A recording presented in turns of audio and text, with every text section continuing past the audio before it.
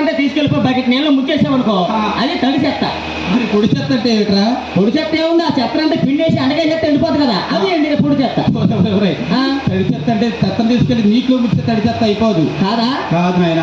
తడి చెత్త అంటే ఏమిటంటే ఏమిటి? రాత్రి ఇళ్లలో మిగిలిపోయిన చెద్దన్నము, మరి అలాగే మనం తినేసి వదిలేసిన ఎముకలు, మరి అలాగే చేప ముళ్ళు, తడిసిపోయిన అట్టలు, అది ఇలా తడిగా ఉన్నంత కూడా తడి చెత్త అన్నమాట. మరి పొడి చెత్త అంటే ఏంటో? పొడి చెత్త అంటే ఏమిటంటే చిన్న పిల్లలు తినేసి విడిచిపెట్టినటువంటి బిస్కెట్ ప్యాకెట్లు, మరి అలాగే కురుకురే ప్యాకెట్లు, మరి అలాగే డిస్పోజల్ గ్లాసులు, మరి అలాగే కోడిగుడ్డు పెచ్చులు, ఇవన్నీ కూడా పొడి చెత్త అన్నమాట. బాగా ఉంది. ఈ తడి చెత్త పొడి చెత్త వేరు వేరు చేసుకొని ఏం చేయాలో తెలుసా? తెలుసు. ఏం చేయాలి? మూట కట్టే మా ఆవిడ బీరువాలు ఎట్టాలి. తడి చెత్త బీరువాలో పెట్టుకుని ఏం చేస్తారా? మరి ఏం చేయాలి? ఉన్నాయా? ఈ తడి చెత్త పొడి చెత్త వేరు వేరు చేయడానికి మన ప్రభుత్వం అంటే మన పంచాయతీ వారు ప్రతి ఇంటికి 2 డొక్కులు ఇచ్చారు తెలుసా? నాకు ఇచ్చారా?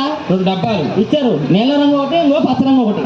బ్రహ్మాండంగా చెప్పావు. ఇచ్చారా? నీలం రంగు డబ్బా ఒకటి, పచ్చ రంగు డబ్బా ఒకటి నీకు ఇచ్చారా? ఇచ్చారు. నీలం రంగు డబ్బాలో ఏ వేస్తున్నావు, పచ్చ రంగు డబ్బాలో ఏ వేస్తున్నావు? బాబు అది కూడా తెలియదేంటి? ఏ వేస్తున్నావు? నీల రంగు డబ్బాలో 5 కేజీలు బియ్యం దాశాను. మరి పచ్చ రంగు డబ్బాలో ఏముంటాయి? చల్లరే కందిపప్పు మినపప్పు అని ఉంటాయి కదా, అన్నేసి వాటి మీద ఎట్టేసాను. నీల రంగు డబ్బాలో బియ్యం పోసుకున్నావా? పోసాను. పచ్చ రంగు డబ్బాలు అయితేనేమో కందిపప్పు అనేది నిల్వ చేసుకుంటున్నావు. అంటే ప్రభుత్వ వారు నీకు డబ్బాలు ఇచ్చిన దానికి అనుకుంటున్నావు. దానికే కదా మన పంచాయతీ వారు నీల రంగు డబ్బా ఆకుపచ్చ రంగు డబ్బా ఇచ్చిన దానికోసం కాదు.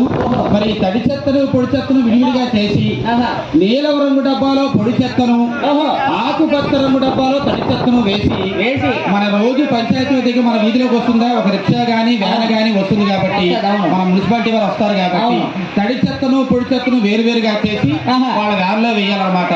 చూడు సోదరా, తడి చెత్తను వేరు చేయటం వలన ఈ తడి చెత్త వల్ల మనకి సంపద వచ్చే అవకాశాలు ఉన్నాయి. ఏంటి? తడి చెత్త కూడా మనం సంపద తయారు చేసుకోవచ్చు అనమాట. ఈ తడి చెత్త వల్ల మరి చక్కగా ఎరువు తయారు చేస్తారు, సేంద్రియ ఎరువు అనమాట.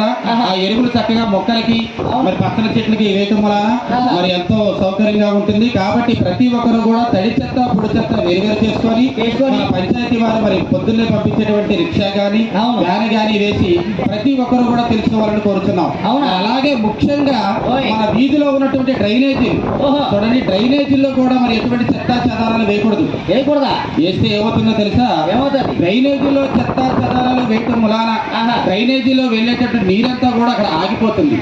నీళ్ళంతా కూడా స్టాక్ అయిపోవటం వలన మరి ఆ నీళ్ళలోకి అనేక రకమైన కావాలని కూడా వస్తున్నాయి అనమాట. నేను చెత్త చెదరాలు ఎక్కడ పడితే అక్కడ పారేయండి రా. ఎక్కడ పడితే అక్కడ పారేది. ఎక్కడ పారేస్తావు? మొత్తం ఏరేసి మా పక్కింటి వాళ్ళు వేసేస్తాను. మీ ఇంట్లో చెత్త తీసి పక్కింట్లో వేస్తావా? వేసేస్తాను. మన పక్కి